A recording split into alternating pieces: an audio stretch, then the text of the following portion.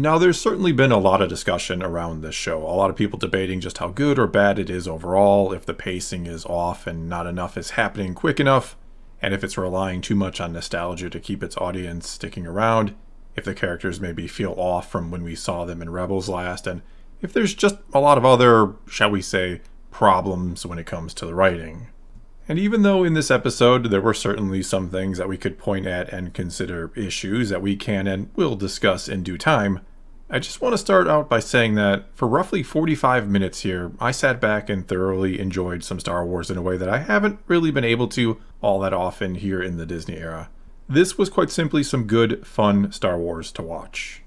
And I do think sometimes in the day and age of the internet and having to overanalyze everything, we forget that's the real key to all this, that at the end of the day, or at the end of the episode or movie perhaps I should say, the most important part about any of this, of being a fan of something like Star Wars, is if you're enjoying the time spent on it or not. And though there have been many instances in the Disney era where I did not enjoy my time, with this particular episode I can unequivocally say that I enjoyed every second of it. But with that said, let's now overanalyze the episode, beginning with something that, well, I've seen a lot of people pointing out over the last few days, or since the previous episode actually, which is that Hera isn't exactly qualifying for any Mother of the Year awards anytime soon by bringing Jacen along with her to what could have potentially been a battle. However, as we were reminded of in this very episode, Jacen isn't exactly your average kid. And I'm going to assume this isn't exactly the first time that a feeling from Jacen has been rather helpful to his mother in some way, shape, or form. Considering, of course, as Hu Yang even points out, he has some abilities, mainly because he is the son of Kanan Jarrus, and it was kind of nice to hear that said on screen for some reason. Kind of nice to have a Kanan name drop. Now, does him having the ability to sense things, the ability to use the Force, does that justify bringing your 9-year-old son into a battle, or again, potentially into a battle? Well, it's kind of funny we should ask that question considering what else we saw in this episode and kind of what it was all about, that being during the flashbacks to the Clone Wars, that being a 13-year-old Ahsoka, who isn't all that much older than Jacen, literally being trained for and fighting in a war. But before we get into all that, before we get too deep into it, let's take a step back, or take a moment to appreciate the fact that Anakin looked pretty damn good here, or at least I thought he did. And let's just say I wasn't overly impressed with the way he looked at the end of the last episode. There was this really strange glow around him, like he was using a bad Instagram filter or something. But here, I gotta admit, at the start he looked like the Anakin from Revenge of the Sith. With some shots, I thought looking exactly like the Anakin of old, or I mean the Anakin of young. And in what you could almost call a fun little meta moment, Ahsoka even points out that he looks the same, which, yeah, I fully believe is something Ahsoka would point out and ask.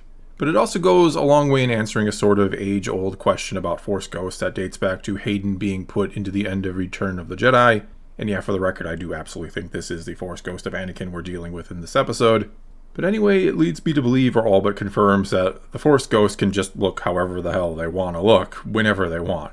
And why not? They are luminous beings, after all, not the crude matter on the outside or the clothing that they wear. So of course they can appear whatever age and wearing whatever they want to be wearing.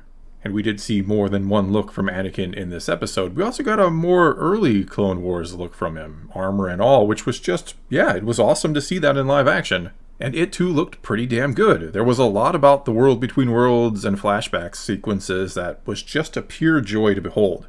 Again, you can say what you want about the entire series or even this episode, and you can call it member berries if you really want to, but I honestly don't care, because I loved seeing these two together. I loved a live-action Ahsoka, played by Rosario Dawson, of course, encountering Hayden Christensen's live-action Anakin.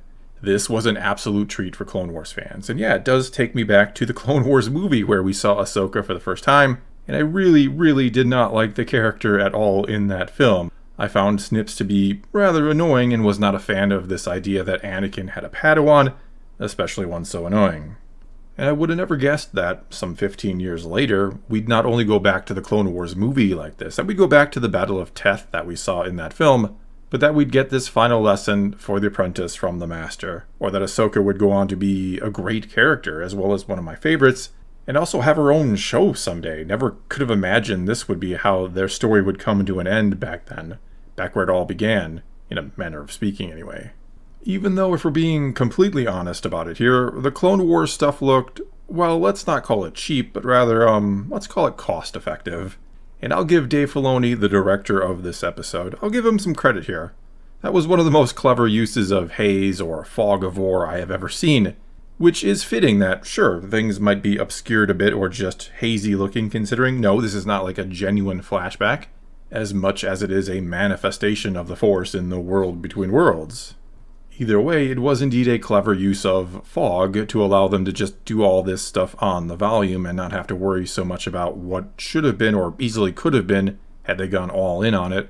Some rather deluxe surroundings for them, the visual effects team, to have to bring to life. Instead, they just kind of obscured everything with fog to add to the feeling that this is part of a dream sequence or a Force vision. But Teth, of course, was not the only planet we saw, or maybe I should say was alluded to being on, since we didn't really see them in the haze. But we also go to Ryloth, where Ahsoka laments the loss of clone troopers and how she led them to their death, which is very fitting considering during the space battle portion of this fight, as seen in an episode of Clone Wars, she was given command of a squadron of Y-Wings and got most of the clone pilots, killed because she wouldn't listen to orders and got a little too cocky. The final Clone Wars scene or location we got then was the Siege of Mandalore, where Ahsoka still looked to be around the age of 13, even though she should have been about 16 at that point. But that I didn't let bother me too much considering, again, this was not a flashback, a genuine flashback, as much as it was a vision, so it didn't matter so much if it didn't look like she had aged to match the passage of time in Clone Wars. Not to mention, the mind of adult Ahsoka was still in there anyway, so I don't think it mattered too much what the body looked like. Though speaking of all that, I thought the young actress who played Ahsoka did a fine job. I kind of maybe would have liked to have heard the voice of Ashley Eckstein here, but much like Hayden is Anakin in live action and is voiced by Matt Lanter in animation, I just have to be and am okay with a new actress getting to play and voice Ahsoka. Again, I thought she did a great job overall, and I enjoyed almost everything about the Clone Wars flashbacks. Well, other than the criminal underusage of Rex. I mean, I just wanted one moment, just one, between the three of them, between Anakin, Ahsoka, and Rex, and I think all my Clone Wars wants and desires would have been satisfied in this episode. But we got next to nothing with Rex, other than like one or two lines of him yelling, "Come on," or "I'm gonna check the perimeter," or whatever he said. But anyway, letting go of that disappointment, even with the fog of war being cranked up to 11 and no doubt a heavy usage of the volume for this entire episode, there were still some absolutely gorgeous shots and great cinematography all around. The lightsaber fight between Ahsoka and Anakin was one of the best we've gotten since the Clone Wars or the prequels. The little flashes of Vader here and there until the end where he basically becomes Vader without the suit, and she has to face him, was all well done and it gives you chills. As for what exactly the final lesson he taught her was, or what she was supposed to take from it, well, I'm not sure the episode did the best job ever of letting us know what it was, or really made it feel like it was that important or that profound of a moment for her, even though it clearly was meant to be. I think the name of the episode, Shadow Warrior, means she was fighting the shadows of her past. The shadows of Anakin and what he taught her back then, which was mainly how to be a fighter in a war and how to survive, and what she's afraid of is that she became what she is because of him, and that she now may pass that down to Sabine. And I'm kind of guessing that's what was holding her back, holding Ahsoka back during the first time she trained Sabine. She didn't want to pass on this legacy, a legacy of war and fighting that had been left to her, even though, yeah, Sabine is a Mandalorian and kind of has that legacy already anyway.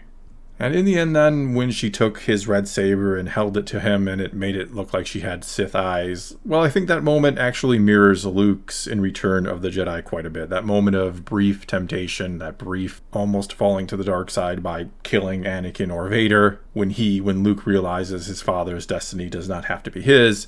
And I think that's what she realizes here, that she's not him, that she could take the best parts of him and his lessons, the best parts of the legacy, and neither be responsible for Vader nor doomed to follow down the same path because she was trained by him.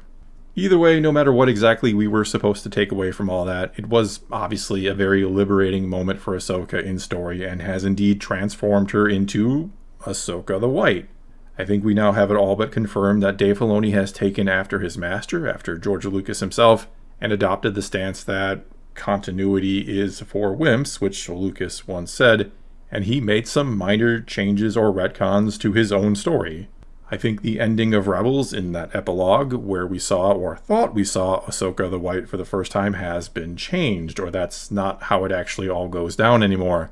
I think what we saw at the end of the second episode of Ahsoka here was indeed, as I kind of figured before, that it was indeed the very same scene as in Rebels, and that Filoni has decided to make some changes to it, mainly no longer having Ahsoka the White in it. And so instead of implying there had already been some type of transformation in or with Ahsoka, he decided to use this series to show us how and why it happens and what it all means. That, as I think we all kind of figured would happen in this series, Ahsoka has come to terms with her past and is now free of the shadow of Anakin and Darth Vader. And as I also kind of assumed, Rosario was being directed to be this rather stoic and even grim version of Ahsoka Tano, so that the change in her when she becomes Ahsoka the White would be very, very obvious. And I think it was at the end of the episode when she was smiling and sort of joking around for the first time in the series. Basically what happened here is she has finally rid herself of the pain and burden of Darth Vader and embraced the legacy of Anakin Skywalker once more, the good person he was, or at least that's kind of my takeaway. But of course, there is even more about this episode to discuss, including Ahsoka using psychometry to figure out what happened to Sabine, that she gave the map to Baylan and went off to the other galaxy with him in search of Ezra. Which, yeah, we already saw her use it a bit in a previous episode, and of course this is an ability we saw Cal Kestis use in the Jedi Fallen Order game and Survivor game, and Quinlan Vos used during the Clone Wars. It allows a person to basically see the memories of an item, I guess you could say. It's a rare Force ability that she has learned somewhere. But just when you thought Ahsoka was getting a little OP with Force powers, it turns out she was unable to commune with the Purrgil or to be sure of where they were taking her, or what they were saying to her, or she was saying to them. So I think she clearly believes or feels through the Force that she got her message across to them and that the Purrgil are taking her to the other galaxy, which is where the bulk of the final 3 episodes, I'm guessing, will take place. Though I do think by the end of it, yes, Thrawn will have thwarted our hero's attempts to stop him, and he will have returned to the good old Star Wars galaxy to start a war. Along with that war against Thrawn to come, we do get a little more New Republic stuff here, including a Senator Organa mention, and it seems like Leia is trying to help Hera and company, which makes sense. They helped her once upon a time in Rebels, even though the fleet has been dispatched to basically arrest Hera or strip her of her command for disobeying orders, but something tells me that'll all just be conveniently forgotten in the near future. We also here, as kind of talked about a little bit earlier, we got quite a bit of Jason Syndulla in this episode. I kind of like the whole hearing the lightsabers on the ocean waves thing, and that he even helped his mother to hear them. It really makes you wonder if he was somehow connecting with Ahsoka, or if he has a connection to her. Not that I'm assuming it would be a particular strong one. I don't know how much these two have really interacted, though they embraced each other when they saw each other again. Anyway, I'm not sure what's allowed him to somehow hear what he was hearing. Is it again a connection to Ahsoka, or did he somehow hear what was going on in the world between worlds? And I do think that yes, Ahsoka was really in there. She's really in the world between worlds. I do think, as is kind of heavily implied in the episode with what Anakin tells her, I think this place, the world between worlds, is a place between life and death, which is where she was kind of at, a place of limbo essentially. Though whether she was physically in there or just mentally probably isn't all too important to know. I mean, I tend to think she was physically in there and then kind of melted back into the water in a sort of way, which is what we saw, which would explain why they couldn't pick anything up on the scanners, and then when she returned, they could pick her up on the scanners, or it could be she came back to life, so they then could pick up her life signs. Though one would almost think with the amount of life I'm assuming is in that ocean, it would be kind of hard to pick out one single life form. But again, not really all that big of a deal either way, I think. And so, like I said at the top, I loved and thoroughly enjoyed this episode. Even if, to be completely honest, yes, it wasn't absolutely perfect or anything. There were a few things here and there that, if you really wanted to, you could nitpick about. I also think there will be those who will complain about the way the Clone Wars sequences look, that they could have been done a hell of a lot better and they were too cheap looking. But for me, what worked the best was Hayden's return as Anakin Skywalker. I think for a change, Lucasfilm did a terrific job with the CGI, that most of the time he looked like a young Hayden Christensen playing Anakin. And again, the lightsaber duel between him and Ahsoka was top-notch, and the score for this episode was, again, fantastic and on point. This certainly had the look and feel, for the most part, minus those Clone Wars flashbacks, of something worthy of the name Star Wars. Well, that's all I got for you this time. Now it's your turn to take to the comments below and tell me what you thought of this episode. Did you love it? Did you hate it? Was this a great return of Hayden as Anakin, or did you feel like this was nothing but cheap nostalgia bait? Whatever you think, leave a comment below and let's talk some Star Wars. And until next time, thanks for watching.